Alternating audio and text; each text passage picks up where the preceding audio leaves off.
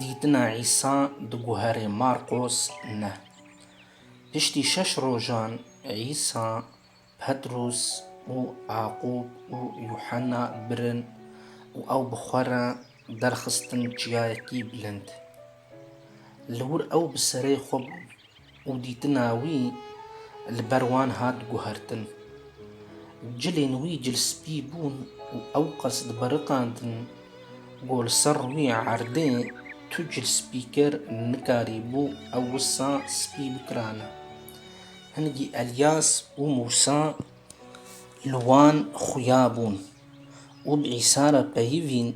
پەترۆس ji عیسارە گوت: مامۆستا çi qas qence got em li vir in. Ka em sê holikan çêkin, yekê ji te re, yekê ji Musa re, yekê jî ji Elyas re. Wî nizanîbû çi bêje ji ber ku ew gelek tirsiya bûn. Hingî ewrek derket li ser wan kir seh û dengek ji ewr hat: Ew kurê min ê delal, guhdariya wî bikin.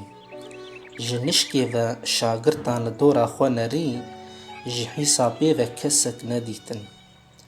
Çaxê şiciyê dihatin xwarê, Îsa li wan emir kir ku heta kurê mirov ji nav miriya ranebe ew ji kesî re tiştên dîtî nebêjin. Şagirtan ew peyv di dilê xwe de girt û ji hevdû re pirsîn: Ka mana rabûna ji nav miriyan çi ye? Wan jê pirsî gelo çima şeryatdizan dibêjin divê pêşî Elyas bê. Wî jî ji wan re got: Bi rastî pêşî Elyas tê û her tiştî sererast dike.